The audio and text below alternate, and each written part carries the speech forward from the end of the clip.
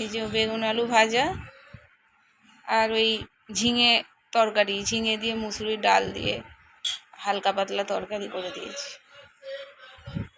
এখন এই খেতে হবে, মাছ মাংস ডিম খাওয়া যাবে না, বুঝেছো বন্ধুরা?